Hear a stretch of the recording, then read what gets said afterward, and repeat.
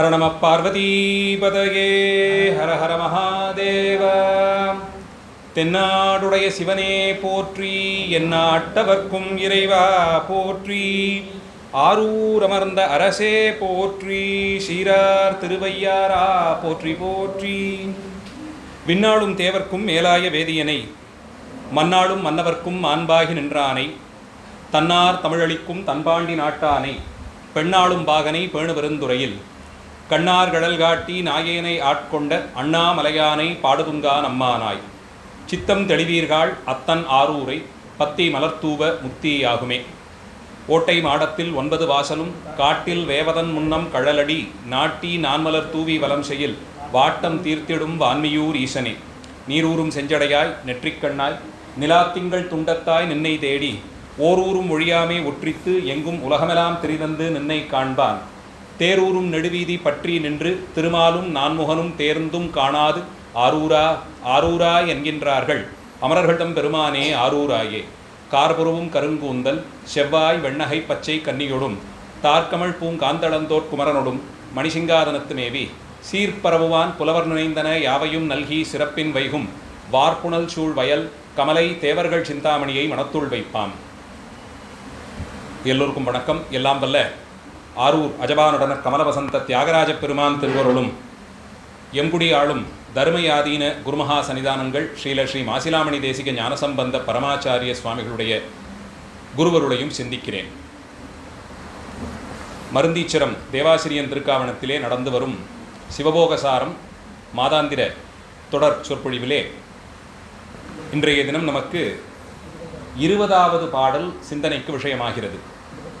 சிவபோகசாரத்தின் முதல் தொகுப்பிலே குருநாதரினுடைய தன்மையெல்லாம் எடுத்துச் சொல்லி 2வது பகுதி முழுவதும் குருநாதர் தாமேயாய் சிவமாய் வந்து தோன்றிய தன்மை என்பதை வெளிப்படுத்தியும் அந்த சிவமான தன்மையிலே கலந்த நிலையில் உயிரானது அடையக்கூடிய போகம், சிவபோகத்தினுடைய குணானுபவம் எப்பேற்பட்டது என்பதை மேலே 3வது பகுதியில் அமைந்த பாடல்களிலே பேசி வருகிறார்.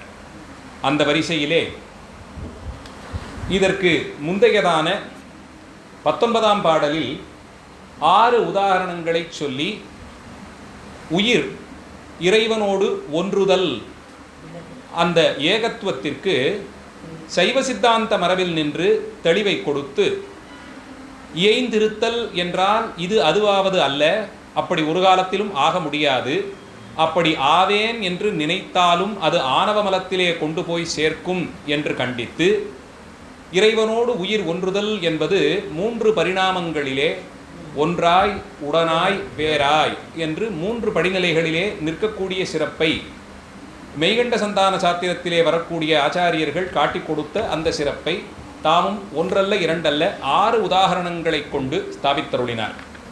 அதைத் தொடர்ந்து 20வது பாடலிலே இறைவனோடு ஒன்றியிருக்கும் காலத்தில் தனித்திருத்தல், இங்கிருந்து சென்ற உயிர் தான் மட்டும் செல்வதாய், அதுகாரும் தன்னுடைய சம்பந்தத்தில் இருந்த கருவிகளை எல்லாம் தொலைத்துவிட்டு செல்வதாய், அந்த நிலைக்கு இலக்கணம் என்ன என்பதை 20வது பாடலிலே வரையறுத்து செய்கிறார். பெரும்பாலும் சைவ சித்தாந்த பாடம் மரபார்ந்த வழியிலே பாடம் கேட்டால் 1ஆம் ஆண்டு நமக்கு அவசியமாக இருக்கக்கூடிய ஒரு தலைப்புத்தான் இன்றைய வகுப்பிற்கு நமக்கு பாடமாகிறது. வாஸ்தவத்தில் இன்றைய வகுப்பு முடிந்த பிறகு அடுத்த வகுப்பிற்கு எத்தனை பேர் வந்து சேர்கிறீர்களோ அவர்களுக்கு மனசில் தைரியம் இருக்குன்னே சொல்லலாம். அந்த அளவில் இன்றைய பாடலின் பொருள் என்று பார்த்தால் இதுவரை கேட்டதினுடைய தேர்ந்த பொருளாக சொல்லிவிடுவார். இந்த தொலைத்து விட்டு போகும் கருவிகள் என்று இறைவனோடு ஒன்றுதல் என்னும் போது உயிரானது அதுகாரும் சம்பந்தப்பட்டிருந்த கருவிகளை எல்லாம் இங்கேயே நீக்கிவிட்டு செல்கிறதுங்கிறோமே, அந்த கருவிகள் என்னங்கிறத புரிந்து கொள்வதுதான் இந்த பாட்டிற்கு சாராம்சமே. இதுவரையில் கேட்டு வந்தவர்கள், சைவ சித்தாந்த பிடிப்பிருப்பவர்கள், உயிர்கள் இறைவனுடைய திருவடிவை சென்று பற்றி நின்றது, அங்கே சென்று கூடியது என்று சொன்னால் ஆமாம் அது அப்படித்தான் சேரும் என்பதை ஏற்றுக்கொள்வோம்.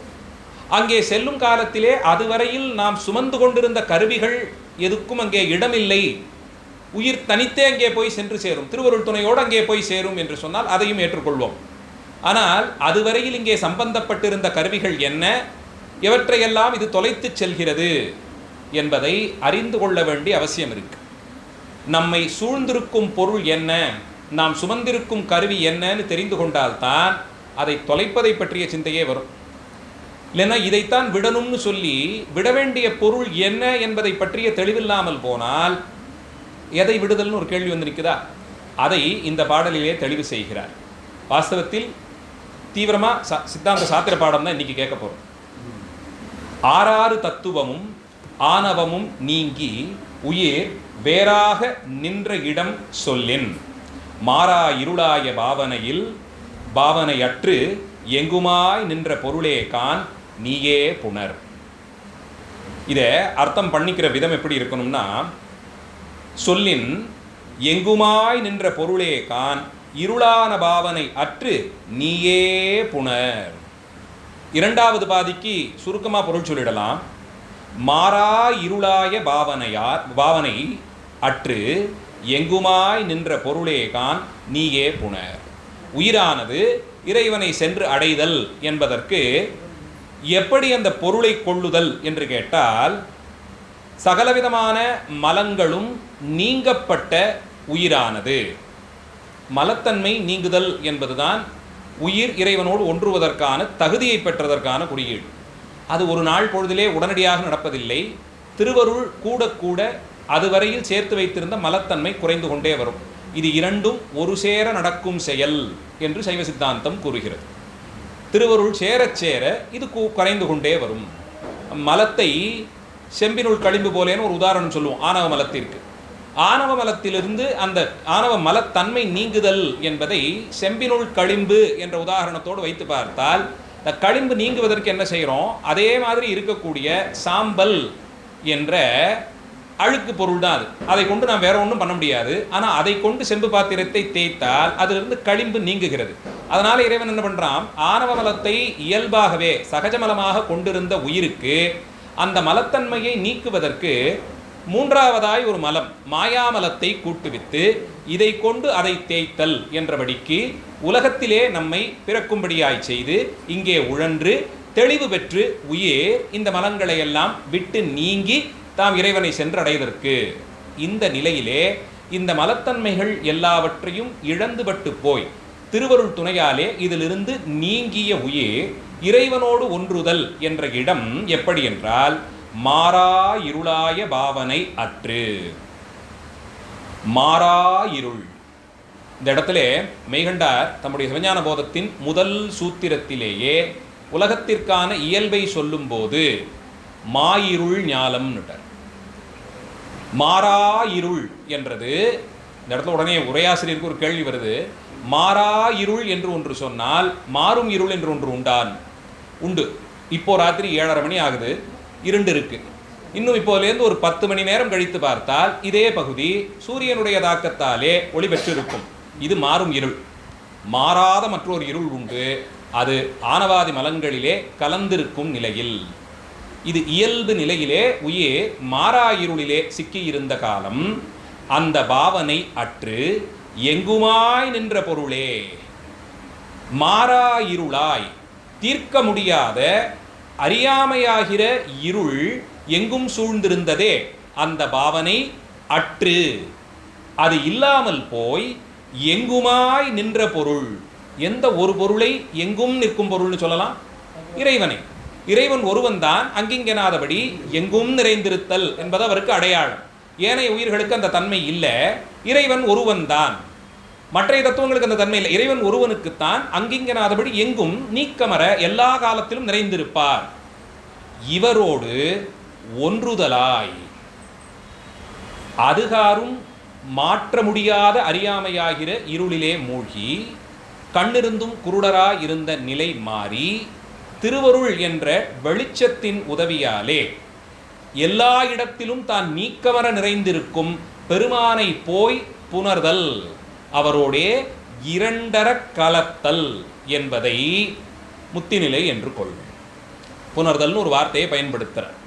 இரண்டு என்று சொல்ல முடியாத அளவிற்கு ஒன்று சேரும் போது புணர்தல் என்கிறோம். சொற்களுக்கு கூட புணர்ச்சி உண்டு.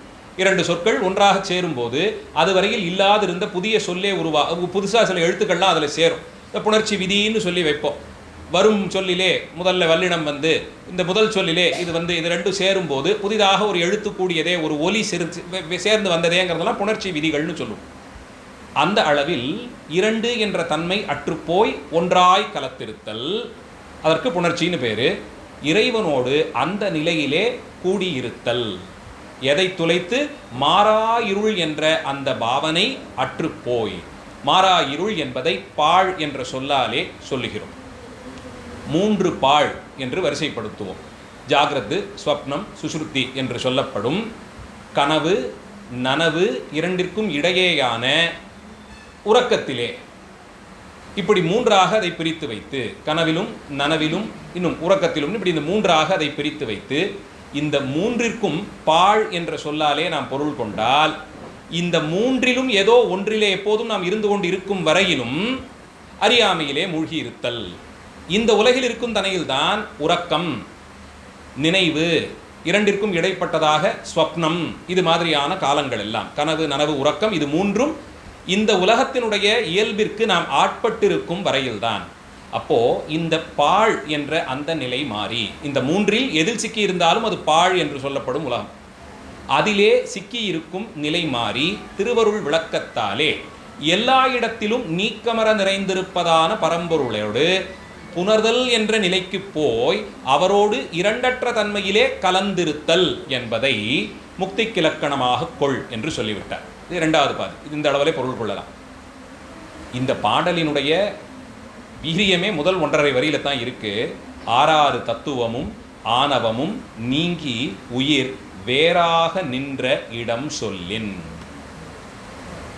உயிரானது அதுவரையில் 6 தத்துவம், 6ன்னா 36 தத்துவங்களோடு ஆணவத்தும் சேர்ந்து இருந்த நிலையிலிருந்து நீங்கி உயிர் இந்த மலத்தன்மையிலிருந்து வேறாக நின்ற இடம். அப்படி ஏதாவது ஒன்று உண்டா சொல் என்று கேட்டால், இந்த முப்பாழையும் கடந்து உயிரானது இறைவனுடைய திருவடிகளிலே திருவருள் விளக்கத்தால் கூடியிருத்தல் தான் 36 தத்துவங்கள் மற்றும் ஆணவம் முதலியவற்றிலிருந்து உயிர் நீங்கியிருந்த உலகமாக கொள். இப்படி அர்த்தம் பண்ணிப்போம். முக்தியில் இருக்கும் உயிருக்கு என்ன இலக்கணம்னு கேட்டால் இதைத்தான் சொல்லணும். 36 தத்துவங்கள் அற்று, அது என்னென்ன தத்துவங்கிறத தான் மேலே பார்க்க போகிறோம். இப்போ இந்த அளவில் வச்சுப்போமே, 36 தத்துவங்களும் ஆணவமும் அதிலிருந்து பிரிந்து. சாதாரணமாக நம்ம பாடம் சொல்லும்போது ஆணவம்னு சொன்னாலே அது கூட இன்னும் 2 விஷயத்தை சேர்த்து சொல்லுவோம். என்னென்ன? கண்மம், மாயை. அப்போ இங்கே ஆணவத்தை சொல்லி அது கூட வேற எதையோ ஒன்று சொல்றாங்கன்னா இந்த 3க்குள்ள வரும்னு ஒரு மாதிரி யூகம் பண்ணி வச்சுப்போம். ஆணவம், கண்மம், மாயை, இந்த 3க்கும் சேர்த்து என்ன பேர் வச்சிருக்கோம்? மலங்கள்னு சொல்றோம். மலங்கள் இந்த 3ஆக விரிகிறது. ஆணவ மலம், கண்மம், மாயை. கண்மம்ங்கிறது வினை, மாயைங்கிறத தனுகரண போன போகம்னு பொதுவாக பார்த்து வைத்திருக்கிறோம். ஆணவ மலம், ராஜமலம், அது அறியாமையாலே விளைவது. இந்த 3ம் தான் குற்றங்கள். இப்போ இதில் சுவாமி சொல்லும்போது என்ன சொல்றார்? 6 தத்துவமும் ஆணவமும் அப்படின்னு அங்கே ஒரு உண்மை தொகையாக இது வரும்போது 3ல் ஏதோ 2 வந்துட்டதா பொருளாகுது, 1ஐ விட்டு விட்டார்.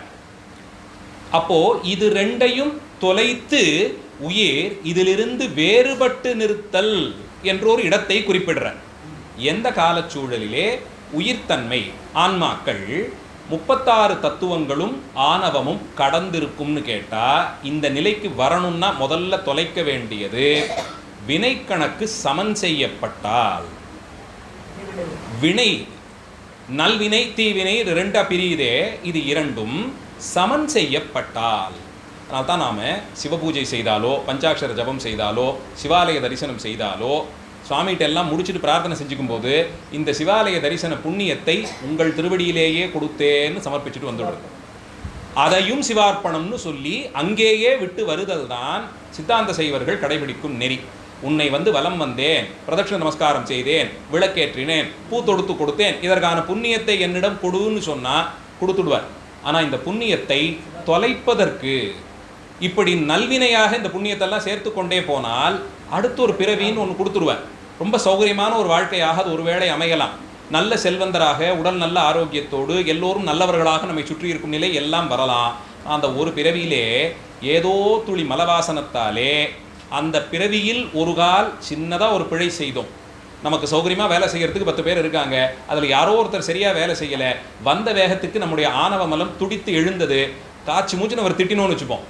அவர் யாரோ ஒரு வயசானவர், ஏதோ ஒரு பிழையாக அதை செய்து விட்டார், அவர் மனம் நோகும்படியாக பேசினேங்கிறத கணக்கில் எழுதி வச்சுப்பார். ஒருவேளை அவரே ஒரு அடியாராக இருந்து அந்த அடியார் தன்மை தெரியாமல் நாம் அவரை ஏசினோம் என்றால் பெருமான் இதை பாவக்கணக்கிலே சேர்த்து அப்போ பாவம் பண்ணினதுக்காக இன்னொரு பிறவின்னு கொடுப்பார், தீவினைக்கு இன்னொரு பிறவி. அந்த பிறவியிலே முன்பிறவி போலே புண்ணியங்கள் கணக்கு இல்லாதபடியால் பாவம் நிறைந்திருந்தபடியாலே நிறைய சிரமங்களோடு இடர்பாடுகளோடு ஒரு பிறவியை கொடுப்பார். அந்த பிறவியிலே போய் உழன்று. இது இப்படி பிறப்பும் இறப்பும் பாவ புண்ணியத்தின் அடிப்படையிலே என்று வைத்துக் கொண்டால் இந்த பிறவியிலே நாம் அனுபவிக்கக்கூடிய துன்பங்கள் சென்ற பிறவியில் செய்த வினையினாலே வந்தது, இந்த பிறவியில் நாம் அனுபவிக்கும் இன்பங்களும் அதுபோலே சென்ற பிறவியின் வாசனத்தால் வருகிறதுன்னு எடுத்துக்கிட்டு வினை கோட்பாட்டை வைத்திருக்கிறோம். அதனால தான் தெரிந்தும் தெரியாமலும் செய்த செயல் எதுவானாலும் அதை சிவபெருமானுடைய திருவடிகளிலே மனதார ஒப்புவித்து விட்டு நான் செய்த புண்ணியத்தை என் பிள்ளைகளுக்காகன்னு வேண்டுகிறேன் என்பது கூட வேண்டாம். ஏன்னா அது எந்த கணக்கிலே எப்படி போய் சேரும்னு நமக்கு தெரியாது. அதை கூட ஆச்சாரியர்கள் நமக்கு நியமிக்கவில்லை. வேண்டிக் கொள்ளலாம், அவர்களை நல்ல நிலையை வைத்திருன்னு வேண்டிக்கலாம். ஆனால் செய்த புண்ணியத்திற்கு ஈடாக இதை நான் செய்தேன் என்பதற்காக இந்த புண்ணியத்தை என் பிள்ளைகள் கொண்டு போய் சேர்க்கணும்னா ஒருவேளை செஞ்சிடுவார் பெருமாள். நான் அதனாலே விளையக்கூடிய சாதக பாதகங்களுக்கு பொறுப்பு நம்ம. அதனால தான் வேண்டுதல் என்ற ஒன்றை போய் கேட்பது கூட நாம் அவசியமாக வைத்துக் கொள்வதில்லை. அவருக்கா தெரியாது, அவருக்கா தெரியாமல் இருக்க போகிறது. இன்னும் அந்த உலகியல் தன்மையோடு உழல்பவர்கள் தான் இது வேண்டும் அது வேண்டும் என்று அங்கே போய் விண்ணப்பம் வைப்பது. அப்போ வேண்டிக் கொள்ளவே வேண்டாமா அப்படின்னு சொன்னால் அதுக்கு தான் நமக்கு ஆச்சாரியர்கள் திருமுறை வசனங்களை காட்டி கொடுத்திருக்கிறார்கள். இதை ஓதினால் இன்ன புண்ணியம்னு சொல்லியிருக்காங்க. அதை அனுசரிக்காது வெறும் இந்த பதிகங்களை இறைவன் முன்பாக பாராயணம் செய்து வந்தாலே சம்பந்த சுவாமிகள் இந்த பதிகம் சொன்னால் இது நடக்கும்னு சொல்லியிருக்கார்.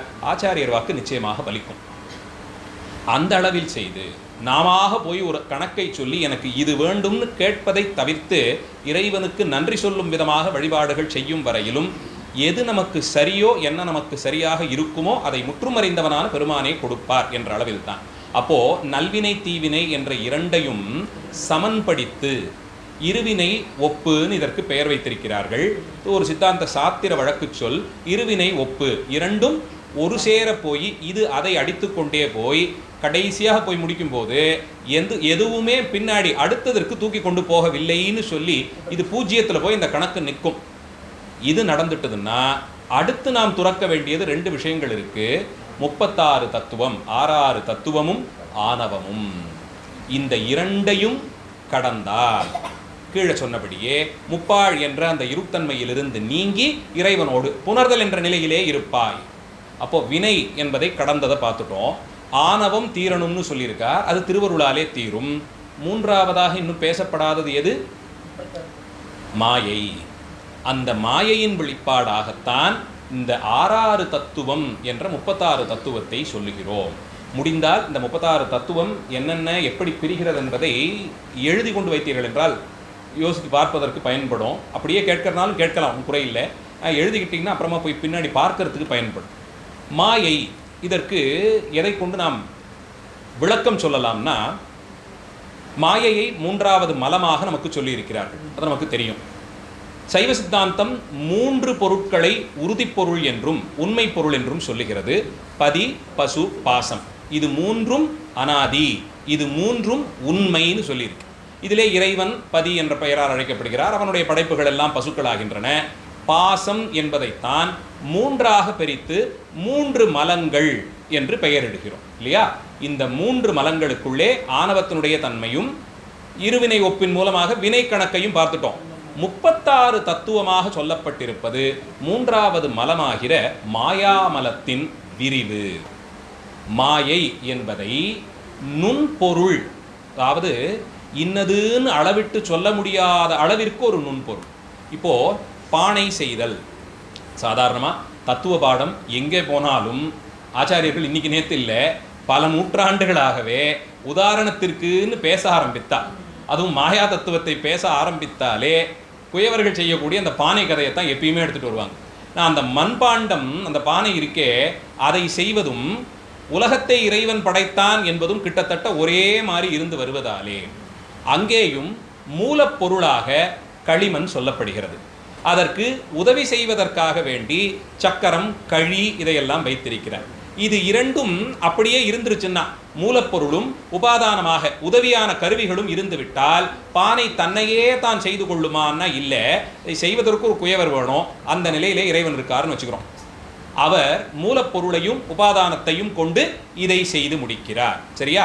அதே மாதிரி தான் இறைவன் மூலப்பொருளாக இருக்கக்கூடிய மாயையை கொண்டு, இந்த மாயை மூலப்பொருள்னா எந்த அளவுக்கு மூலப்பொருள்னா, அந்த பானையை செய்து முடித்த பிறகு சுட்ட பானையை ஓங்கி தரையில் போட்டு உடைச்சி அதை சில்லு சில்லாக பேர்த்து அதிலிருந்து ஒரு சில்லை எடுத்து அதையும் போட்டு அடித்து மண் போலே பொடி போலே ஆக்கி அப்படியே எடுத்து தூவினா நுண்ணியதாக விழுமே.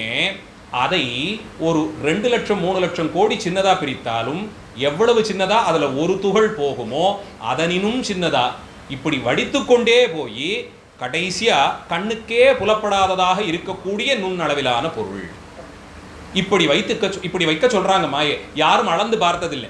இதுக்கு எதுவும் கருவி கொண்டு அளந்து பார்த்து இத்தனைன்னு சொல்லலை.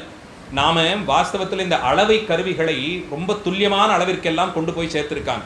1 கீழே 64 வரைக்கும் எல்லாம் அளவை கணக்குகள் சொல்லப்பட்டிருக்கு. ஆனால் மாயைன்ற அந்த ஒரு பொருள், நுண்பொருள், அதில் இருக்கக்கூடிய ஒரு பகுதியினுடைய கணக்கை இன்னும் சொல்ல முடியல. உதாரணங்கள் சொல்லி இந்த அளவிற்குரியதாக வைத்துக்கொள்ள சொல்கிறார்கள். மாணிக்கவாசக பெருமான் சொல்லுவார், பழைய வீடுகள்லாம் ஓட்டு வீடுகளெல்லாம் மேலே கண்ணாடி வச்சு பதிச்சிருப்பாங்க. அது வழியாக சூரிய வெளிச்சம் வரும். அப்போது அதுவரை கண்ணுக்கு தெரியாத காற்றிலே கலந்திருந்த தூசி பொட்டு பொட்டு பொட்டு பொட்டா வருமே. இதுபோலே புவனங்கள் இருக்கு எம்பெருமானுக்குங்கிற. அதுபோல அத்தனை புவனங்கள் இருக்கிறதாம். அப்போ இந்த ஒரு நுண்பொருள் புவனத்திற்கு ஈடு அப்படின்னா வாஸ்தவத்தில் ஒரு நுண்பொருளினுடைய அளவு என்னங்கிறத நம்மால சிந்திக்கவே முடியாது. அந்த அளவிற்கு குறுகியதா இருக்கக்கூடியது இதனுடைய சேர்த்தி. இது பகுதி பகுதியாக கலந்து ஏனைய மலங்களோடு தானும் சேர்ந்தும் சேராமலுமாய் மாயை என்ற அந்த தத்துவம், அந்த மல தத்துவம் 3ஆக பிரிக்கப்படுகிறது. 3ஆக அது பிரிகிறது. முதல்ல அசுத்தமாயை, அடுத்தது சுத்தமாயை, 3வது பிரகிருதி மாயைன்னு 3ஆக பிரிக்கலாம். இந்த தத்துவங்கள் 36 இந்த 3 பிரிவுகளுக்குள்ளே அடங்கிவிடும் என்றபடியிலே இதில் பிரகிருதி தத்துவத்தை முதல்ல எடுத்துப்போம். பிரகிருதி மாயான்னு சொல்லப்படும் அதை முதல்ல எடுத்துக்கொண்டு பார்த்தால் அதிலே 24 தத்துவங்கள், 36ல் 24 அதிலேயே முடிஞ்சிடும். 36ல் 24 இந்த 3 தத்துவங்களையும் அடுக்கடுக்காக வைக்கிறாங்க. இப்படி வச்சுப்போம். நமக்கு ரொம்ப நெருக்கத்தில் இருக்கக்கூடிய மாயை பிரகிருதி மாயா தத்துவம். அதுக்கு அடுத்த நிலையில இருக்கக்கூடியது அசுத்த மாயை. அதற்கு மேலே இருப்பது சுத்த மாயை. அதாவது அந்த மாயை எங்கேயோ ஆகாசத்தில் உயரத்தில் இருக்குன்னு வச்சுப்போமே, அது கீழே இறங்கி வர வர வர அதிலே அசுத்தத்தன்மை கூடிக்கொண்டே வரும். இப்படி வச்சுக்கோங்க. அதனால்தான் சுத்த மாயைங்கிறது மேலே இருக்கு, அது வியாபித்திருப்பது. அதனுள்ளே அசுத்த மாயை ஒடுங்கிவிடும். அந்த அசுத்த மாயையின் உள்ளே பிரகிருதி மாயை ஒடுங்கிவிடும்.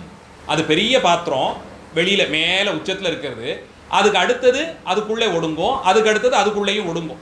அடுக்கு பாத்திரம் போல ஒன்றுக்குள்ளே ஒன்று ஒடுங்கும் அளவிற்கு. அப்போ விரியும் போது பெருசிலேருந்து தொடங்கி இது விரிந்து கொண்டே வந்து இந்த நிலையில் நின்றிருக்கிறது. அப்போ அந்த சுத்தமாயை என்பது கண்ணுக்கே புலப்படாது. அசுத்தமாயையும் ஒரு தெளிவு பிறக்கும் வரையில் புலப்படாது. 3ஆவதாக இருக்கக்கூடிய பிரகிருதி மாயை கண்ணுக்கு தெரியும். தூரம் போக போக போக அது நம்மால் புரிந்து கொள்ளவே முடியாது. உதாரணத்துக்கு 5 பூதங்களை சொல்றோம், பஞ்சபூதங்கள். உபனிஷத்து வாக்கியம் என்ன? ஆகாசாத் வாயு, வாயோர் அக்னிஹி, அக்னேர் ஆபஹ, அப்ய பிருத்வி. ஆகாச தத்துவத்திலிருந்து காற்று தத்துவம் வந்தது, காற்று தத்துவத்திலிருந்து அக்னி தத்துவம் வந்தது, அக்னியிலிருந்து நீர், நீரிலிருந்து நிலம். இந்த 5லே கண்ணுக்கு தெளிவாக தெரிவது ஏதாவது ஒன்றை சொல்லுங்கள்னா எதை சொல்லுவோம்? ஆகாச தத்துவம். நான் முன்னாடியுமே வகுப்பில் சொல்லியிருக்கேன், நாம் இங்கேருந்து அண்ணாந்து பார்க்கிற மேகங்களோடு கூடிய ஆகாசம் இல்லை. ஆகாசத்துக்கு லட்சணமே அது கண்ணுக்கு தெரியாதுங்கிறது தான். மண்ணு தான். பிருத்வி தத்துவம் தான் கண்ணுக்கு தெரியக்கூடியது. அதுக்கு அடுத்தது சொல்லலாம்னா தண்ணி இருக்கு, அதுக்கு அடுத்தது சொல்லலாம்னா அக்னி, அதுக்கு மேலே காற்று தெரிவதில்லை, ஆகாச தத்துவம் பார்க்கவே முடியாது. அப்போது நெருங்கி இருக்கக்கூடியது எதுவோ, கடைசியாக வந்தது எதுவோ அதுதான் உருப்பெற்று இருக்கு. இதற்கே இந்த 5 பூதங்கள் தான் 24ல் முதல் 5 நம்பர் இதுக்கு தான், 5 எண்ணமும் இதுதான். இதுலேயே 3வது 4வதுக்கு மேலே பார்வைப்படாதுன்னுட்டா அடுத்தடுத்து இருக்கக்கூடிய மாயா வெளிப்பாடுகளை நம்மால் பார்க்கவே முடியாது. அப்போது அந்த பானை செய்யும் கதையிலே அவ்வளவு பெரிய பானையில் ஒரு சின்ன மண் துகள் அதை கண்ணில் பார்த்துட முடியுமா? பிரித்தெடுத்து பார்க்கவே முடியாது, அது பொடியாயே போயிடும். ஆனால் பொடியானதை அதை பெரிதுபடுத்தி காட்டும் அளவிற்கு ஒரு கருவியில் வச்சு பார்த்தா அது பெருசாக தெரியும். அதுக்குள்ளே இதை எவ்வளவு தூரத்துக்கு நுணுக்கமாக நீங்கள் கொண்டு போகலாமோ அதுபோலே இத்தனை பெரிய உலகத்தை இதுபோல் கோடியான நுண்துகள்களாக இருக்கக்கூடிய மாயையின் வெளிப்பாட்டை கொண்டு பெருமான் படைத்தடித்து, எவ்வளவு பெரிய வேலை! இறைவன் என்ற ஒரு தத்துவம் இல்லாது இது தன்னையே தான் ஒரு நாள் வெடித்து சிதறி இந்த நிலைக்கு நிறுத்தி கொண்டதுன்னு சொன்னால், வெடிக்கும் நாளை யார் முடிவு பண்ணதுங்கிறதுல வரும் கேள்வி. வெடித்து சிதறியதை இந்த திக்கிலே இப்படி நிற்கும்படியாக செய்தது எதுன்னு அடுத்த ஒரு கேள்வி வரும். அதனால தான் இந்த சில இடங்களில் 2000 ஆண்டுகள் கழித்தும் கூட இன்னும் ஆராய்ச்சி என்பது நடந்து கொண்டுதான் இருக்கிறதே தவிர்த்து இதை கடந்து சொல்லலாம், சாமர்த்தியமாக சில பதில்கள் எல்லாம் சொல்லவும் படுகிறது. அதை அறிவியல் என்ற அளவிலே எடுத்தும் கொள்ளுகிறோம். ஆனால் வாஸ்தவத்தில் அதிலே மூழ்கி திளைத்தவர்களை, ஆராய்ச்சியிலே இன்னும் மனது பொருந்தி ஈடுபட்டிருப்பவர்களை பார்த்தால் ஒரு அளவுக்கு மேலே அவங்க புத்தகத்தில் வெற்றாகத்தான் அந்த காகிதம் இருக்கு, இனிமேல் ஏதாவது கண்டுபிடிச்சு தான் அதில் எழுதணும், அந்த அளவில் தான் தொக்கி நிற்கிறது. அதனால தான் பல அறிவியல் விஞ்ஞானிகள் ஆரம்ப காலத்திலே இறை நம்பிக்கை எல்லாம் இல்லை என்று சாடியவர்கள் கூட ஒரு நிலைக்கு மேலே அதை ஏற்கும் அளவிற்கு சென்று உணர்ச்சி என்பதை கடந்து நம்மால் சென்றடைய முடியாத சில இடங்கள் இன்னும் இருக்குங்கிற நம்பிக்கைக்கு வந்தார்கள். அந்தபடிக்கு இந்த தத்துவங்களும் கூட பிரகிருதி மாயை, அசுத்த மாயை, சுத்த மாயை என்று 3ஆக பிரிக்கப்பட்டு அதிலே பிரகிருதி மாயா புவனம் என்பது முதல்ல வருது. இதிலே 24 தத்துவங்கள், தத்துவம்னு சொன்னால் உண்மைன்னு எடுத்துக்கோம், உண்மை பொருள்னு எடுத்துக்கோம். ஏன்னா நம்முடைய சமயங்களே என்னன்னு சொல்கிறோம், தத்துவ தரிசனங்கள்ங்கிறோம். சைவ சித்தாந்தத்தை ஒரு தத்துவம் என்று சொல்லுகிறோம் இல்லையா, சித்தாந்த தத்துவம் என்கிறோமே, அதுபடி தத்துவம் என்ற சொல்லுக்கு உண்மைன்னு பொருள் வச்சுக்கோம். 24 தத்துவங்கள் பிரகிருதி மாயா புவனம், அதாவது இந்த உலகம், இதற்குள்ளே 24 தத்துவங்கள் அடைபட்டிருக்குன்னு சொல்லப்பட்டிருக்கு. இந்த 24 தத்துவங்கள் எதுன்னு பார்த்தா, முதல் தத்துவம் எல்லாம் தோன்றுவதற்கு அடிப்படை முதல் தத்துவமாக அறியப்படுவது, நம் கண்ணுக்கு ரொம்ப புலப்படும் தத்துவமாக இருக்கும் பிருத்வி தத்துவம். முதல் தத்துவம் இதுதான். அதனால தான் திருவாரூரினுடைய முதன்மையை சொல்லுவது, அது பிருத்வி தலமாக இருப்பதினாலே அதனுடைய முதன்மையை அங்கிருந்தே சொல்லுகிறோம். முன்னன் தோன்றியது என்ற அளவிலே நமக்கு அருகிலே இருப்பது இதுதான். அந்த அளவில் பிரகிருதி மாயா புவனம், பிரகிருதி மாயையிலே 26 தத்துவத்தில் முதல் தத்துவம் மண். இரண்டாவது எதுவாக இருக்கும்? நீர். மூன்றாவது நெருப்பு. நான்காவது காற்று. ஐந்தாவது ஆகாசம். 24ல் முதல் 5 தத்துவங்கள் வேற எதுவும் இல்லை, 5 பூதங்களும். பஞ்சபூதங்கள் முதல் 5 தத்துவங்களாக கொண்டு, அடுத்தது இந்த பிரகிருதி மாயா புவனத்தில் இந்த பஞ்சபூதங்களை வைத்து கொண்டுதான் எல்லாம் படைக்கப்படுகிறதுன்னு சொல்றோம். அந்த எல்லாம் என்ற கூட்டினுள்ளே உயிருள்ளது உயிரற்றதுன்னு 2ஆ பிரிக்கலாம். ஜடப்பொருள் என்றும் அது இந்த சடத்தன்மை நீங்கியதாக சித்துப்பொருள் என்றும் 2ஆக கொள்ளலாம். சிந்திக்கும் திறம் சைத்தன்யம் இருந்தால் சித்துப்பொருள், அது இல்லாதவற்றை ஜடப்பொருள் என்று அழைக்கிறோம். சடத்தன்மை இந்த 2ஆக பெரும்பான்மை பிரித்து விடலாம். எது ஒன்றாக இருந்தால் உயிருள்ளது உயிரற்றது என்றபடிக்கு சிந்திக்கும் திறனுடையது அல்லதுன்னு இந்த 2ஆக பிரிக்கிறோம் இல்லையா. அதிலே இந்த சித்துப்பொருள்களை பொறுத்தவரையில் உயிர்களுக்கான ஆதாரமாக இருக்கக்கூடிய உடம்பை அடுத்த நிலையில் வைக்கிறோம்.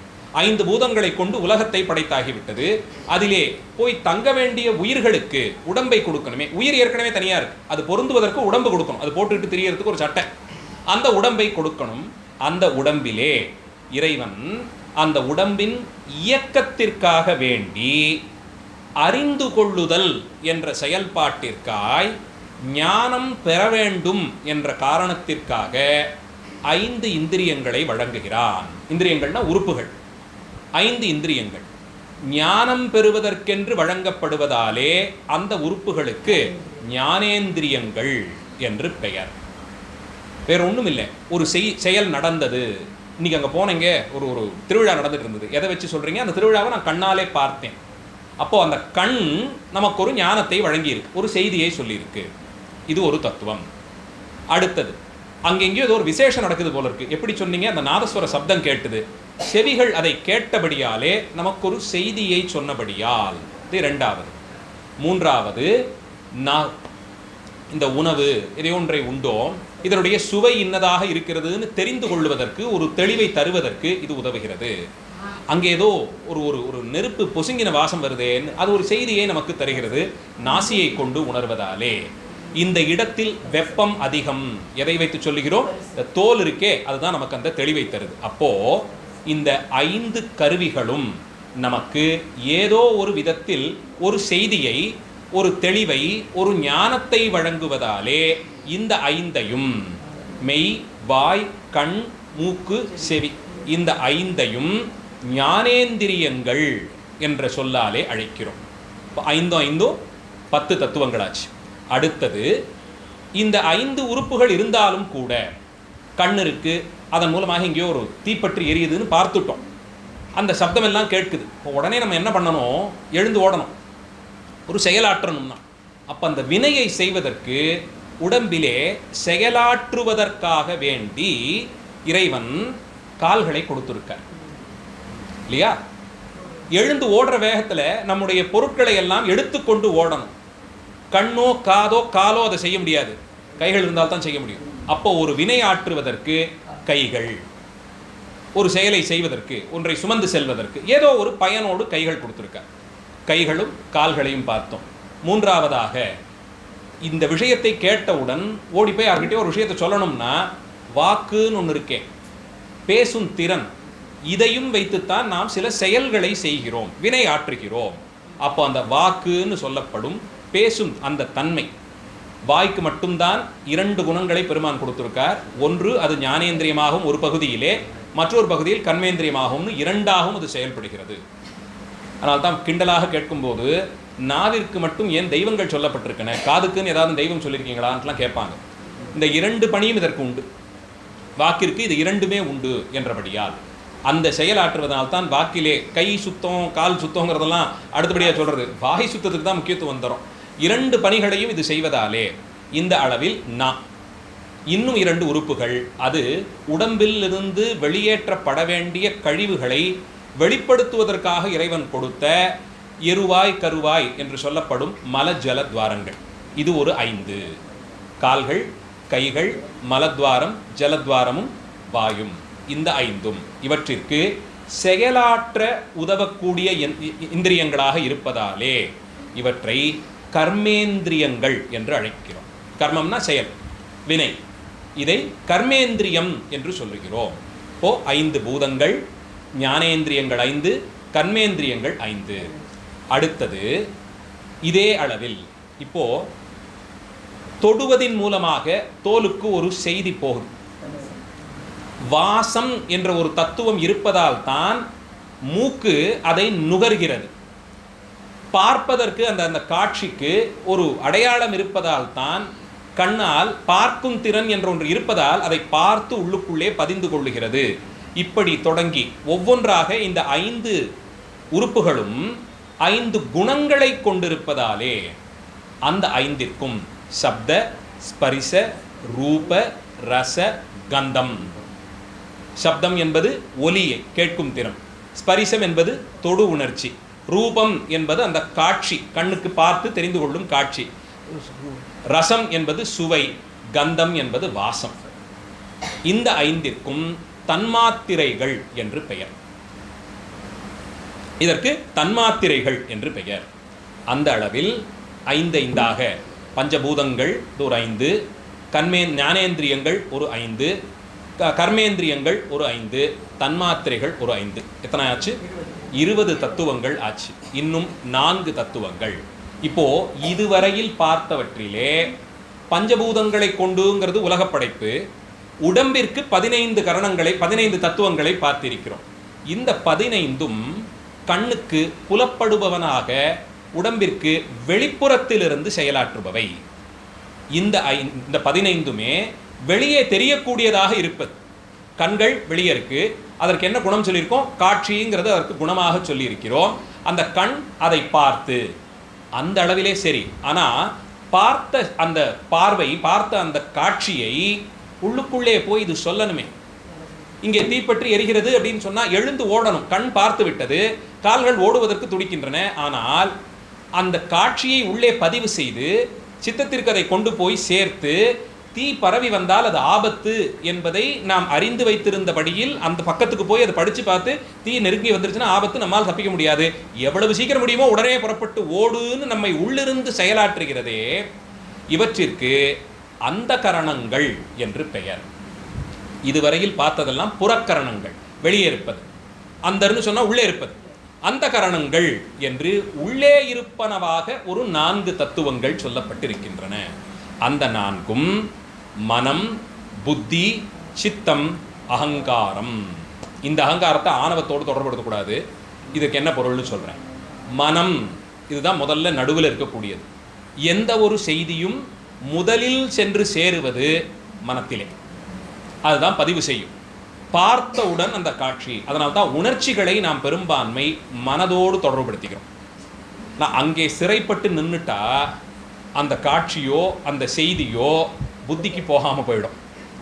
இங்கே பதிவு பண்ணணுமே தவிர்த்து முடிவெடுப்பது புத்தியை கொண்டு. இப்போ இந்த செய்தி தீப்பற்றி எரிகிறது அப்படிங்கிறத கண் காட்சியாக பதிவு செய்து மனதிற்கு அந்த செய்தியை அனுப்பிவிட்டது. இப்போ உள்ள அந்த கரணங்கள் ஒன்னொன்னா வேலை செய்ய ஆரம்பிக்கும். உடனே மனம் என்ன பண்ணும்? நரம்பு மண்டலத்தின் மூலமாக அதை புத்திக்கு கொண்டு போய் சொல்லும். புத்தியினுடைய கட்டுப்பாட்டிலே 4ஆவதாக இருக்க 3ஆவதான தத்துவம் சித்தம். சித்தம்ங்கிறது இதுவரையில் நடந்த செய்திகளை எல்லாம் பதிவு செய்திருக்கக்கூடிய ஒரு இடம். அங்கே ஒன்று பட்டறிவாலேயோ அல்லது படித்த அறிவாலேயோ, தாம் படித்து தெளிந்ததாலேயோ அல்லது அனுபவத்தாலேயோ, பட்டாவது படித்தாவது தெரியணும்னு சொல்லுவாங்க இல்லையா? எப்படி தெளிவு வரும்? படித்து தெளியலாம், இல்லை பட்டு தான் திருந்தணும்னா பட்டு திருந்தது. இந்த 2த்துல வரும். இந்த 2மே சித்தத்திலே பதிவு செய்யப்பட்டிருக்கும். நமக்கே தெரியும், நெருப்பு பற்றி வந்ததுன்னா அங்கிருந்து ஓட வேண்டியது, அது ஆபத்து, உடனே புறப்படுங்கிறத சித்தம் தெளிவு பண்ணி. எதனாலே? நமக்கு தெரியுமே, ஏற்கனவே நிறைய அனுபவப்பட்டிருக்கோமே. சின்ன குழந்தையா இருக்கும்போது ஒரு வாட்டி போய் நெருப்பு தெரியாமல் தொடலையா? இல்லை படிச்சிருக்கோமே, இப்படி ஒரு ஆபத்து நடந்ததுன்னு அன்னைக்கு ஒரு நாள் செய்தித்தாளில் படித்தோமே. இந்த செய்திகள் எல்லாம் சித்தத்திலே பதியப்பட்டிருக்கும். உடனடியாக அந்த சித்தம் சமயத்திலே அந்த நிலை கலங்கி இருப்பவர்களை சித்த சுவாதீனத்தில் இல்லைன்னு சொல்லும். ஸ்வ ஆதீனம் அப்படின்னா தனக்கு உட்பட்டு இருத்த.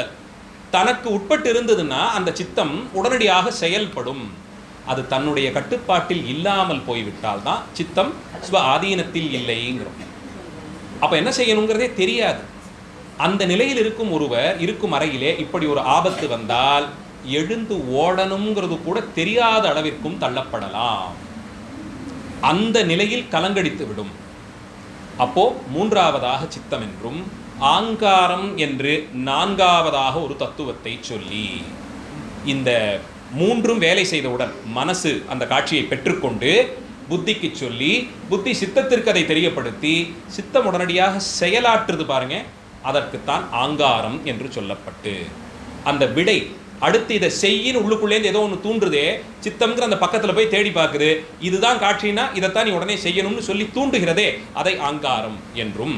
இப்படி உடம்பு இயங்கும் தன்மையை வைத்து ஒரு 19 தத்துவங்களும், இப்படி கடைந்த அந்த உடம்பு இயங்குவதற்கான பொருளாக உலகத்தை படைப்பதற்கென்று பஞ்சபூதங்களையும் வைத்து 24 தத்துவங்களை அசுத்த தத்துவங்களாக, பிரகிருதிமாயா தத்துவங்களாக, அவை ஆத்ம தத்துவம் என்ற சொல்லாலேயும் அறியப்பட்டு, இதற்கு இன்னொரு பேர் உண்டு. வாஸ்தவத்தில் தத்துவங்கள் 36ன்னு சொன்னாலே அது 3ஆக பிரியும்னு சொல்லுவாங்க. முதல் பிரிவுக்கு ஆத்ம தத்துவம் தான் பேர். ஆத்ம தத்துவங்கள் 26, 24 அதுதான் நாம் பார்த்தோம். 5 பூதங்கள், 5 கர்மேந்திரியங்கள், 5 ஞானேந்திரியங்கள், தன்மாத்திரைகள் 5, 4ஆவதாக அந்த கரணங்கள் 4, மனம், புத்தி, சித்தம், ஆங்காரம். இப்படி 24 தத்துவங்களை சொல்லி இதை ஆத்ம தத்துவம் என்று சொல்வார்கள். வேறு சில சமய பிரிவுகளில் இந்த தத்துவத்தோடு முடிச்சுப்பாங்க. பெரும்பான்மை சமயங்களுக்குள்ளே இருக்கக்கூடிய ஒரு அடிப்படை மிக முக்கியமான பேதமே தத்துவங்கள் எத்தனைங்கிறத வச்சு தான். எத்தனை தத்துவம் என்பதில் தான் இந்த கேள்வியே முதல்ல வரும். அந்த அளவில் சைவ சித்தாந்தம் மட்டும்தான் 36 தத்துவங்கள் என்று பட்டியலிட்டு, இந்த பட்டியலில் எது வரைக்கும் வளர்ந்துட்டு போகும்னா பராகாசத்தினுடைய படி வரைக்கும் போயிடும். அதுக்கு மேலே சுவாமி மட்டும்தான் இருக்கார். அவர் மட்டும்தான் இதற்கு உட்பட்டவர் இல்லை. மாயைக்கு உட்பட்டவர் இல்லாத நிலையில் அவர் ஏன் இருக்கார்னா அதுவரையில் மாயா தத்துவம் நீளும். அங்கே ஒரு இடத்துல தான் இது மட்டும் செயல்பட முடியாததாய். இப்படி 24 தத்துவங்களை சொல்லி இந்த 24ஐயும் ஆத்ம தத்துவங்கள் என்று பட்டியலிட்டு, அடுத்தது இன்னும் 2 தத்துவங்கள் இருக்கு. என்னென்ன? சுத்த தத்துவம், அசுத்த தத்துவம். மாயையை சுத்த மாயை அசுத்த மாயைன்னு பிரிக்க முடியுமா? மாயையே அசுத்தம் தானே, மாயையே நியாயத்துக்கு அது இந்த உலகம் தானே அப்படின்னு பார்த்துட்டா. இதிலே இந்த சுத்தம் அசுத்தம்ங்கிறது தேவைப்படுவது தேவையற்றதுன்னு இல்லை. அசுத்தம்னு சொன்னால் தேவையில்லாததுன்னு அர்த்தம் இல்லை. அந்த மாயையிலேயும் ஆணவம் கலந்த மாயை கலவாத மாயைன்னு 2ஆக பிரித்து, ஆணவம் கலக்காத நிலையில் அதை சுத்த மாயை என்றும், ஆணவம் கலந்த நிலையில் அதை அசுத்த மாயை என்றும் 2ஆக பிரித்து, அதிலே முதல்ல அசுத்த மாயைன்னு எடுத்துக்கொண்டால் அதை இன்னொரு பிரபல பெயராலே அழைப்போம், வித்யாமாயை, வித்யா தத்துவங்கள் என்று பெயர். எப்படி முதல்ல அந்த 24க்கும் நாம் ஆன்ம தத்துவம்னு பெயர் வைத்தோமோ, ஆன்ம தத்துவங்கள் 24ன்னு சொன்னோமோ, அதுபோலே வித்யா தத்துவங்கள், இது ரொம்ப இல்லை 7 தான் மொத்தம். 7 தத்துவங்கள் வித்யா தத்துவங்கள் என்று பெயரிடப்பட்டிருக்கின்றன. வித்யைன்னு இதுக்கு ஏன் பெயர் வைக்கணும்? அங்கேயான ஆன்ம தத்துவம்னு சொன்னது உயிருக்கு அடிப்படையாக தொண்டு செய்வது. உடம்பு இருக்குது, உலகம் இருக்குது, இதை வச்சு தான் உயிர் இயங்குது. ஆன்மா அதை வச்சுக்கிட்டு தான் இயங்குது. அதனால அதை ஆன்ம தத்துவம்னு சொல்லலாம். வித்யா தத்துவம்னு சொன்னால், வித்யினாலே நாம் ஏதோ கல்வி ரொம்ப புனிதமானதுன்னு வச்சுட்டு இருக்கோமே. வித்யை என்ற சொல்லுக்கு உபகாரம் செய்யக்கூடிய கருவி என்றும் ஒரு பொருள் உண்டு. கல்வி நமக்கு ஒரு பெரிய கருவி தானே, அதை வைத்துக்கொண்டு தானே எல்லாவற்றையும் செய்கிறோம். அந்த அளவிலே வித்யை என்பதற்கு ஒரு கருவி, பயன் தரக்கூடியதாய் உதவக்கூடியதான ஒரு கருவி என்ற அளவிலே பொருள் கொண்டால், கீழே இருக்கிற அந்த ஆன்ம தத்துவத்தின் மூலமாக உயிர் உடம்பை பெற்றது, அதில் இருக்கக்கூடிய அந்த கரணங்கள் எல்லாம் வந்துருச்சு, இயங்குவதற்கு ஒரு உலகத்தையும் பெற்றுவிட்டது. இந்த 2ம் வாய்த்து பிறகு உலகம் கிடைத்து உடம்பு கிடைச்சிடுத்துனா உயிர் என்ன பண்ணும்? அனுபவிக்க தொடங்கும். அங்கே செயலாற்ற தொடங்கும். செயலின் மூலமாக அனுபவங்கள் பிறக்கும்.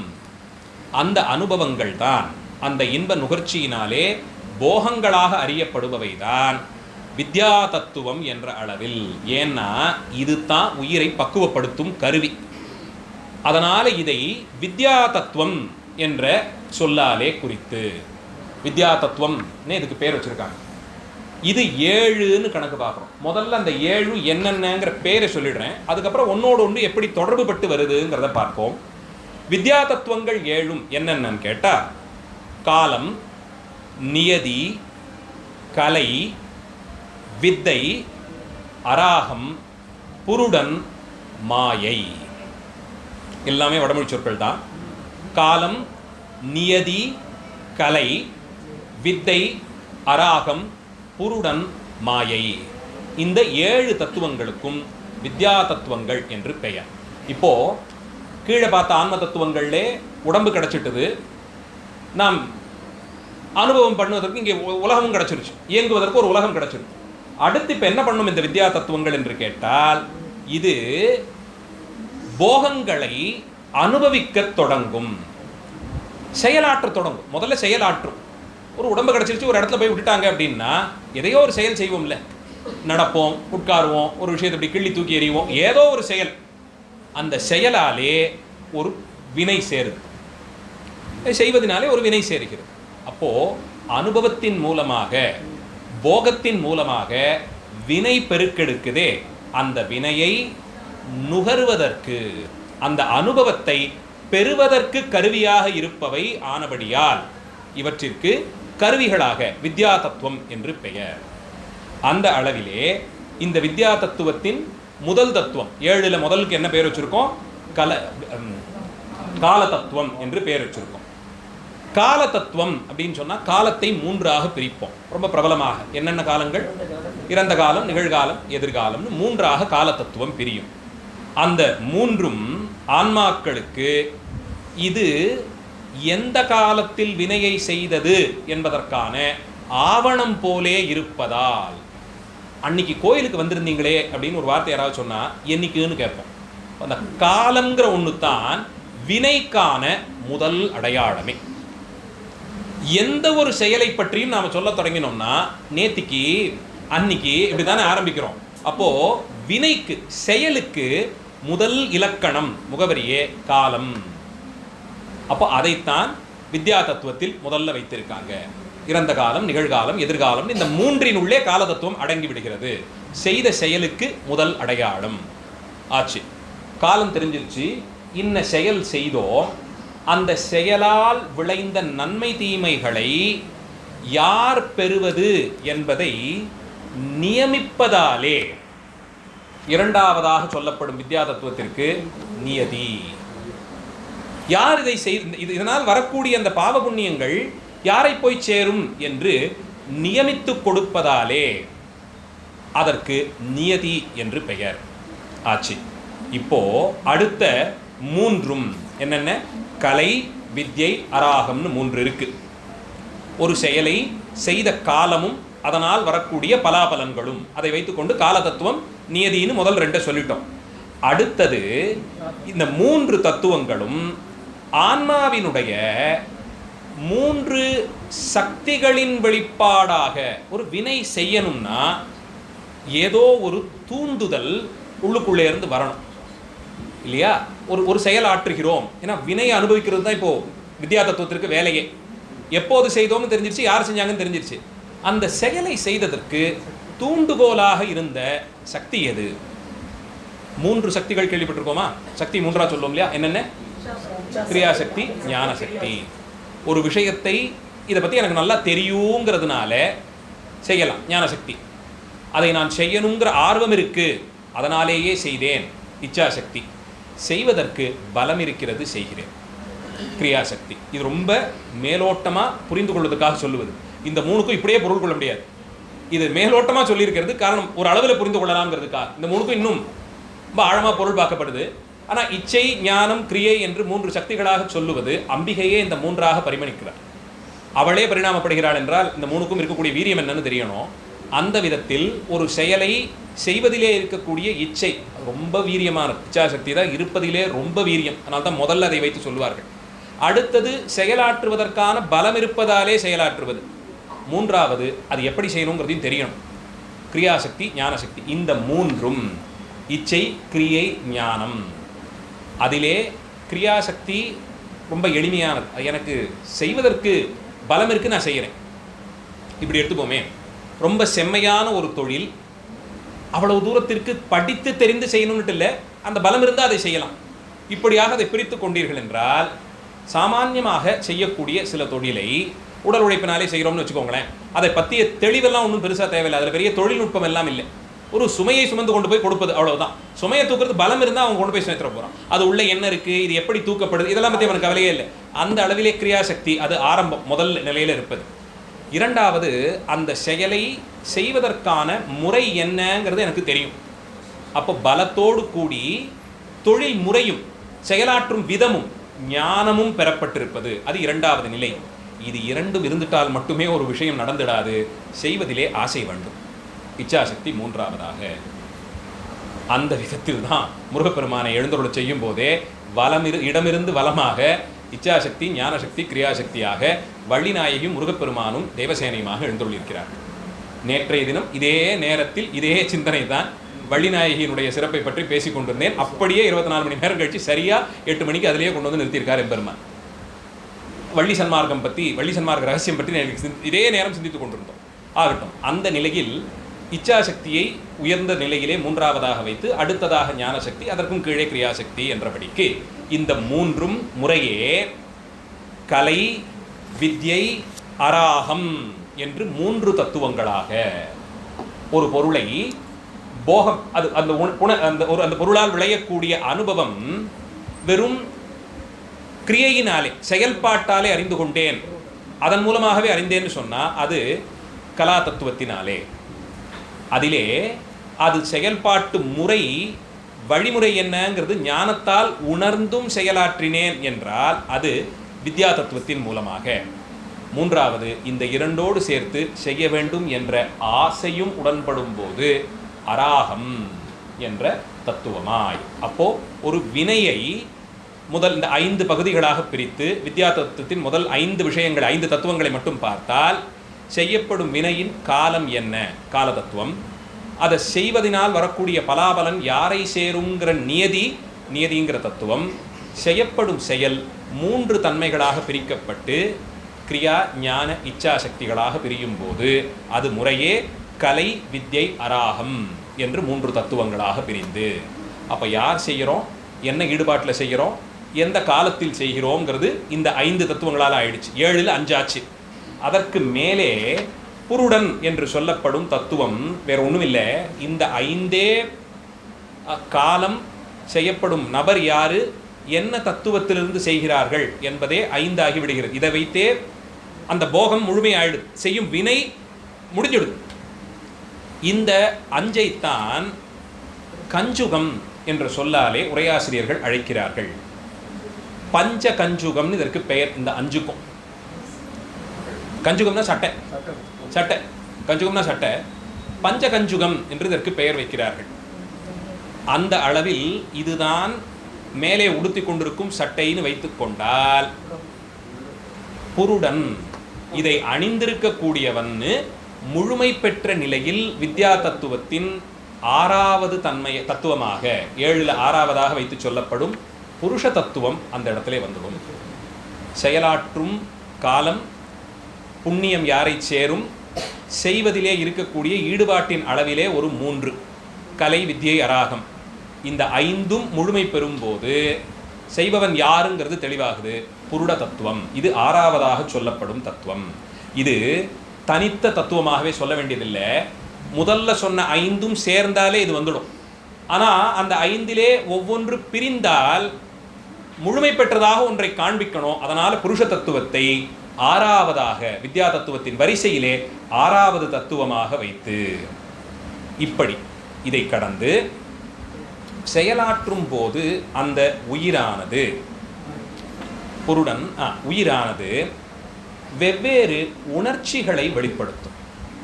ஒரு வினையை செய்யும் போது அதிலே உணர்ச்சிகள் வெவ்வேறாய் வெளிப்படும். அதை 5ஆக வைக்கிறார்கள். என்னென்னு கேட்டால் அவிச்சை, ஆங்காரம், அவா, ஆசை, கோபம்னு 5 குணங்களாக அது வெளிப்படும், 5 உணர்ச்சிகளாக வெளிப்படும். இந்த 5 உணர்ச்சிகளும் தான் வித்யா தத்துவத்தின் 7வதாக வைக்கப்பட்டிருக்கும் மாயை.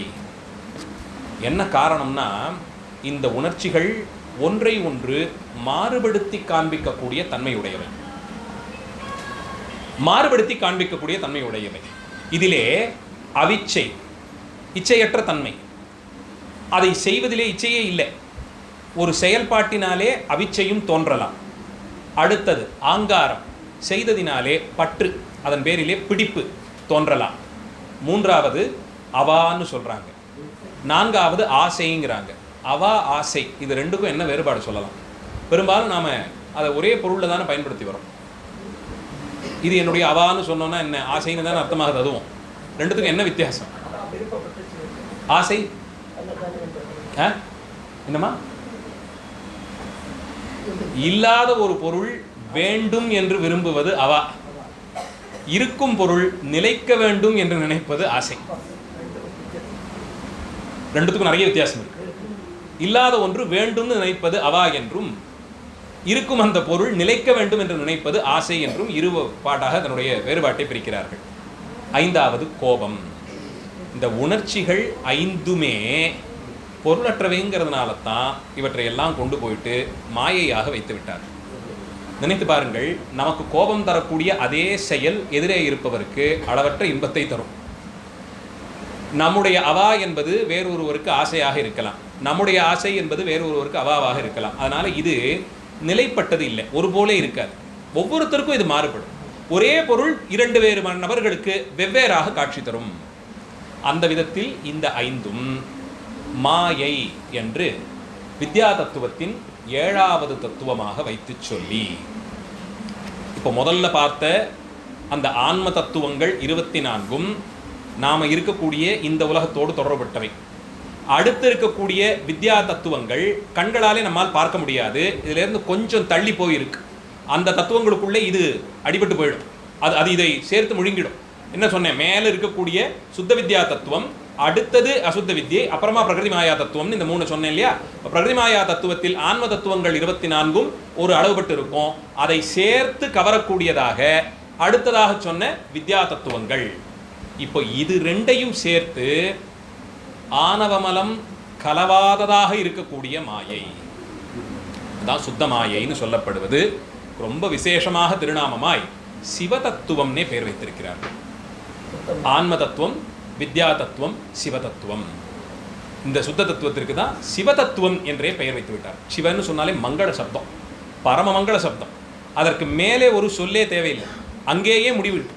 அப்படி பரமமங்களமான சப்தத்தை இதற்கு வைக்கிறார்கள். என்ன காரணம்னா, இந்த சிவதத்துவத்தில் தான் ஆணவமலம் கலவாததான மாயையின் வெளிப்பாடு. அப்படி ஏதாவது இருக்க முடியுமா? இந்த உலகம் மாயையின் வெளிப்பாடுன்னு சொல்லிட்டோம், இதிலே ஆணவமலம் கலவாததான அப்படின்னு சொன்னா எதை எப்படி சொல்ல முடியும்? அம்மா, அந்த பரம்பொருளுடைய தன்மை மாயைக்கு உட்படாது, உட்பட்டு வரக்கூடியதாக தான சந்தர்ப்பங்கள் உண்டா? ஏன்? பக்கத்தில் ஒரு சாமி இருக்காரு, அவர் எதில் சேர்ப்பீங்க? இல்லை, நம்மோட சம்பந்தமே வேண்டாம். நாம இல்லாது மற்ற பொருள்கள் இந்த உலகத்தில் இருக்கே. இந்த புவனத்திலே ஒரு சிவாலயத்துக்கு போகிறோம், திருவான்மியூர் பாடல் பெற்ற தலம், உள்ளுக்குள்ளே சிவகலையே அங்கே குடிகொண்டிருக்கிறது, மருந்தீஸ்வர பெருமானாக வீச்சிருக்கிறார். பிரகிருதி மாயா புவனத்திற்கு உட்பட்டது போல காட்சி தருகிறது. அந்த தத்துவத்தில் அப்போ மலத்தன்மை கலந்திருக்கா? காட்சி உண்மைதானே, நமக்கு காட்சி ஒன்றும் பொய் இல்லையே. அவர் இங்கே காட்சி தராருன்னா இப்போ அவர் சுவாமியாக தான் நம்ம பார்க்குறோம். சைவாகமங்கள் ஆகம விதிப்படி அந்த சுவாமி என்கிற தத்துவத்தில் கல்லாக இருந்த ஒரு கல்லை சிலையாக வடித்து அதிலே ஆகமோக்தங்கமாக கிரியைகளின் மூலமாக உருப்பெற்று விட்டால் சிவதத்துவம் அதில் கலந்துட்டுது. அது காட்சியால மாறாது, நாம் பாவிக்கிறதுனாலே. அப்படின்னா எல்லாத்துக்குள்ளேயும் இருக்கார், அந்த பாவனைக்கு ஒரு இடம் இருக்கு. ஆனால் சைவாகம கிரியைகளின் மூலமாக அதிலே சிவதத்துவத்தை நாம் கொண்டு போய் சேர்த்திருக்கிறோம்னு நம்புகிறோம். 6 காலம் 8 காலம் யாகமெல்லாம் செய்து பராகாச வெளியில் இருக்கக்கூடிய அந்த சிவதத்துவத்தை நம்மால் கனவுல கூட நினச்சி பார்க்க முடியாத அவ்வளோ பெரிய சக்தி பெருக்கத்தில் பல ஆயிரம் கோடிகளில் ஒரு சின்ன கோடியை அங்கிருந்து வறுத்து வந்து கொண்டு போய் ஒரு சுவாமி திருமேனியில் சேர்க்கிறோம். இல்லை, நம்மால் கணக்கே இட முடியாததாக இப்போ இங்கே காட்சி தரும் இந்த எம்பெருமானை போலே அவரே சுயமாக விரும்பி இந்த இடத்தில் ஆவேசித்து ஒரு கல்லிலோ மரத்திலோ கோயில் கொண்டார் என்றால் அது மாயை ஆகிற இந்த உலகத்தின் உள்ளே சிவகலையாக பரிணமிக்கும். அப்போ அதிலே ஆணவத்திற்கு இடமில்லாததாய் அதுதான் சுத்தமாயை என்று கொள்ளப்படுகிறது. இல்லை, சுயம்புவாக இருக்கணும்ட்டு இல்லை, சைவாகமங்களை கொண்டு செய்யப்படும் பட்சத்திலே அந்த இடத்துல ஆணவத்துக்கு இடமில்லாததாக சூட்சமாக அந்த இடத்துல சுவாமி கலந்துடுறார் என்னும் போது இந்த 5ம் தான் சிவகலைகளாக சொல்லப்பட்டு அந்த சிவகலைகள் சிவ தத்துவங்கள் 5 தத்துவங்களாக பிரிந்து நாம் முதல்ல ஒரு 24 பார்த்தோம், அடுத்த ஒரு 7 பார்த்தோம், 31 ஆயிட்டுது. மீதி இருக்கிற 5 தான் சிவதத்துவம்னு சொல்லப்படும் 5 தத்துவங்கள். அந்த 5 தத்துவங்களையும் வரிசைப்படுத்தினால் சிவம், சக்தி, ஈஸ்வரம், சதாசிவம், சுத்த வித்யைன்னு 5ஆக பிரிகிறது. சிவம், சக்தி, சதாசிவம், ஈஸ்வரம், சுத்த வித்யைன்னு 5ஆக பிரியும். இந்த 5ம் எப்படி தோன்றி எப்படி வருகிறது என்று பார்த்தால், எல்லாவற்றிற்கும் முதன்மை பொருளாக விளங்கக்கூடிய சிவபெருமான் இந்த மாயையை தொழிற்படுத்தி, எப்படி அந்த குயவர் உபாதானமாக அங்கே தண்ணியை சேர்த்து அந்த இதெல்லாம் பிசைந்து சக்கரத்தில் வைத்து இதெல்லாம் பண்ணுற மாதிரியே சுவாமியும் மாயையை தொழில்படுத்துகிறார். இது இப்படி இருக்கட்டும்னு நியமித்து அதன்படியே இதையெல்லாம் செய்கிறார். அப்படி தொழில்படுத்தும் போது பெருமானுக்கு சக்தி தத்துவமாக இருக்கக்கூடிய அம்பிகை கீழே சொன்ன அதே 3 சக்திகளாக வெளிப்பட்டு, சரியா புரிஞ்சுக்கோங்க, வித்யா தத்துவத்தில் சொன்ன அந்த கலை வித்யை அராகம் அது 3ம் கிரியா ஞான இச்சா சக்திகளின் வெளிப்பாடுன்னு சொன்னது நம்ம அளவில் நமக்கு வாய்ந்த சக்திகள். சாட்சாத்தா சுவாமிக்கான சக்தி தத்துவமாக மனோன்மணியாக வச்சிருக்கக்கூடிய அம்பிகை பெருமான் மாயையை தொழிற்படுத்தும் காலத்திலேயும் விட்டு பிரியாதவளாய் வாமபாகத்திலேயே வீற்றிருந்து, சிவாலயங்களில் பல ஆலயங்களில் சுவாமி அந்த அம்பாள் திருவுருமே இருக்கும். சில கோயிலில் நாம் ஆவாகனம் பண்ணி வைத்திருப்பார்கள். கர்ப்பகிரக வாசலிலே ஒரு அம்பிகை வச்சிருப்பாள். போகசக்தி என்ற அந்த அம்பிகைக்கு பெயர் வைப்போம். சுவாமி அங்கிருந்து சுவாமியே கலைகளாக புறப்பட்டு கடத்தில் ஆவாகனம் பண்ணி ஒரு யாகசாலைக்கு வரும்போது தான் இந்த அம்பிகை வெளியில் வருவாளே தவிர்த்து மற்ற நேரங்கள் முழுக்க அங்கேயே கோயில் கொண்டிருப்பாள். அந்த மூலஸ்தானத்தில் இருக்கக்கூடிய மூலலிங்கத்தின் மனோன்மணி தத்துவமாக போகசக்தியாக இவள் அறியப்படுகிறாள். இந்த அம்பிகைத்தான் அது. பெரும்பான்மை ஆலயங்களிலே கர்ப்பஸ்தானத்துக்குள்ளே மற்றொரு திருமேனி இருக்கக்கூடாதுங்கிறதுனாலே கர்ப்பகிரகத்தினுடைய வாயிலேயே இடது பாகத்திலே வைப்பார்கள். சில ஆலயங்களிலே அது தேசாச்சாரம் அந்த இடத்தினுடைய இதெல்லாம் கருதி சுவாமிக்கு பக்கத்திலே எழுந்தருளை செய்து விடுகிறாள். மதுரையில் கூட சுவாமிக்கு பக்கத்திலே எழுந்தருளை செய்திருப்பதாக அறிந்தது. அந்த அம்பிகையோட சுலபத்தில் நம்ம பார்க்கவே முடியாது, பல ஆலயங்களையும் பார்க்க முடியாது. ரொம்ப அதுக்கான இடத்துல இருந்து பார்த்தா சில கோயில்களில் அந்த அம்பிகையை ஒரு மாதிரி தரிசனம் பண்ணலாம், சில ஆலயத்தில் அந்த அம்பிகை இருப்பதே தெரியாது நமக்கு. அந்த அளவில் வைக்கப்பட்டிருப்பாள். அந்த போகசக்தி ஆகிற அம்பிகை இச்சா கிரியா ஞானம்னு 3ஆக பிரிந்து அந்த 3லேயும் ஞான சக்தியானது இச்சா சக்தியானது தனித்து இருந்துடும், அது செயலாற்றாது. ஏனைய 2 இருக்கு இல்லையா, ஞான சக்தியும் கிரியாசக்தியும், அது தனித்தனியே செயலாற்றும். 2ம் சரிபாதியாக சேர்ந்து 3வது தத்துவமாக மலரும். 2ல் ஒன்றை ஒன்று கூட்டியும் குறைத்துமாய் ஏனைய 2மாக. ரொம்ப சுலபம் புரிஞ்சுக்கிறது. இச்சா கிரியா ஞான சக்தி, இச்சா சக்தியை விட்டுடுவோம், அது இதில் செயல்படாது, அது சங்கல்ப மாத்திரத்தினாலே வருவது, அது அங்கேயே நின்றுட்டோம். ஞான சக்தியும் கிரியாசக்தியும் தனித்து 2ம், ஞானசக்தி கிரியாசக்தி சரிபாதியாக 2ம், அது 3வதாக. ஞானசக்தி அதிகமாகவும் கிரியாசக்தி குறைவாகவும் 1, கிரியாசக்தி அதிகமாகவும் ஞானசக்தி குறைவாகவும் 1. இப்படி 5 வேற்றுமைகளிலே இந்த 5ம் வெளிப்பட்டு முறையே இந்த 5ம் தான் சிவம், சக்தி, சதாசிவம், மகேஸ்வரன், சுத்த வித்யை என்று பெயர்பட்டு இந்த அளவிலே நின்று அம்பிகை சுவாமியோடு சேரக்கூடியது. எந்தெந்த அளவிலே எந்த பாகம் அதிகமாக எது குறைவாகங்கிற அளவிலே இந்த 5ஆக தோன்றி இந்த 5ம் சுத்த வித்யை என்ற பெயரிலே. இந்த 5க்குமான லட்சணங்கள்லாம் இன்னும் சொல்ல வேண்டியிருக்கு, அதை வேறொரு சந்தர்ப்பத்திலே பார்ப்போம். அந்த 36 தத்துவங்கள் என்னென்னங்கிறத ஒரு வகுப்புலலாம் நிச்சயமாக புரிந்து கொள்ள முடியாது. குறைந்தபட்சம் 10 மணி நேர வகுப்பு இதற்கெல்லாம் கொடுத்துருக்கோம். 36 தத்துவங்களுக்கு மட்டுமே ஒரு 10 மணி நேர வகுப்பு கொடுக்கப்பட்டிருக்கு. தனித்தனியாக ஒவ்வொன்றுத்துக்குமான குணங்கள் என்னென்ன, எது எதிலேருந்து சேருது வெளிப்படுதுன்னு. ஆனால் ஒரு அளவிலே 3 தலைப்புகளிலே முதல்ல பிரித்து ஆன்ம தத்துவம், வித்யா தத்துவம், சிவ தத்துவம்.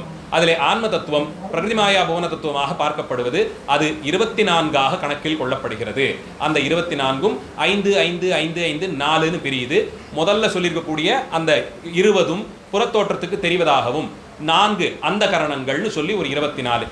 அடுத்து வித்யா தத்துவமாக 7, உடம்பும் உலகமும் கிடைத்த பிறகு செய்யும் செயல் வினையினாலே வரக்கூடிய விஷயங்கள்னு வித்யா தத்துவத்திலே செய்த காலம் என்ன, செய்த பலாபலனை யார் அடையப் போகிறது, இச்சையாலா கிரியையாலா ஞானத்தினாலா, இதை செய்தவன் யார், அந்த 5ஐயும் சேர்த்து அணிந்து கொண்டிருக்கக்கூடிய குருடன், அவனுக்கு இதை செயற்படுத்தும் கருவியாய் மாயைன்னு இந்த 7ம் வித்யா தத்துவம் என்றும்.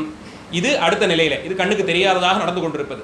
அதையும் கடந்து சுத்தமாயா தத்துவமாக சிவதத்துவங்கள் 5ம் என்று வைத்து அதிலே எம்பெருமான் செயல்படுத்துபவனாக இருந்து அவனுக்கு இடதுபாகத்திற்குரியவளான அம்பிகை ஞான இச்சா கிரியாசக்திகளாக தோன்றுபவள். இச்சாசக்தியை தவிர்த்து அது ஒரு தன்மை உடைத்தது, அது இதோடு கலவாதது.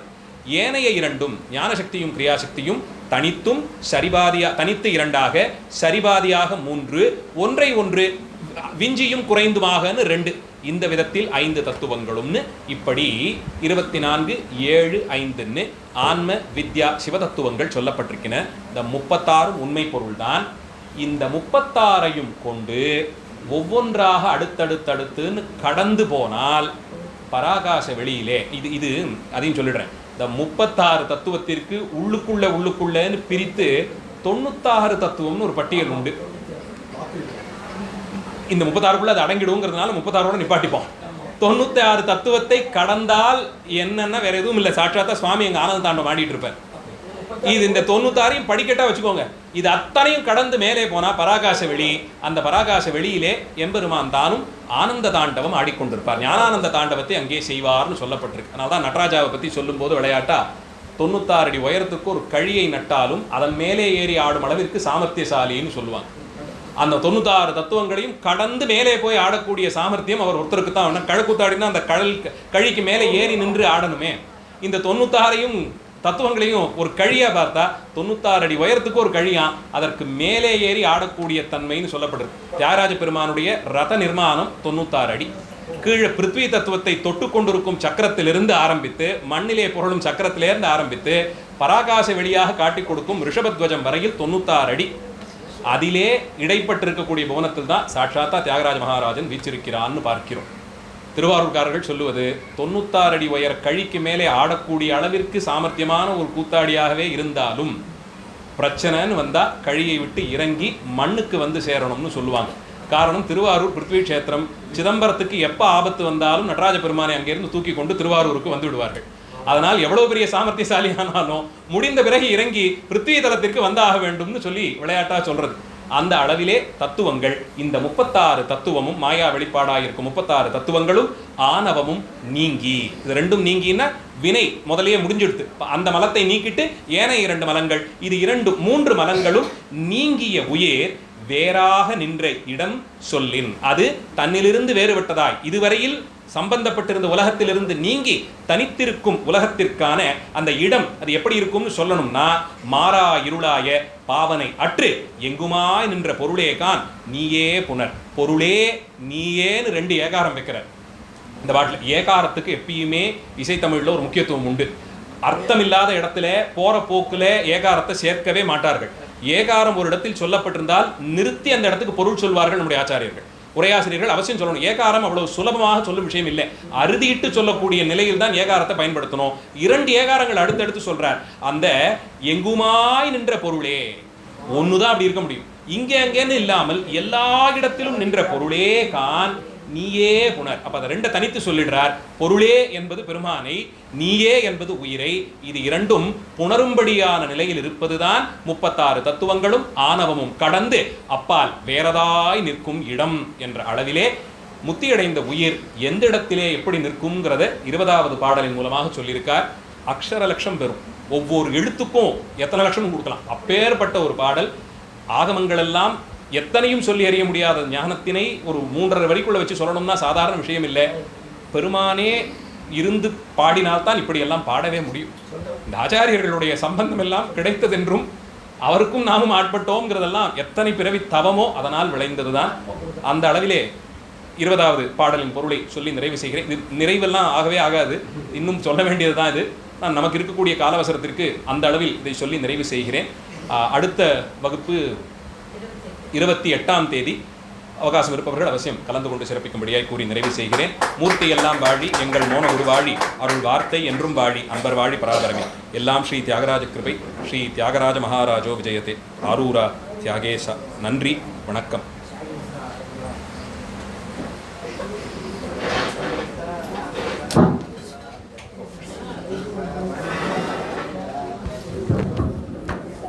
பார்வதி பதையே மகாதேவா.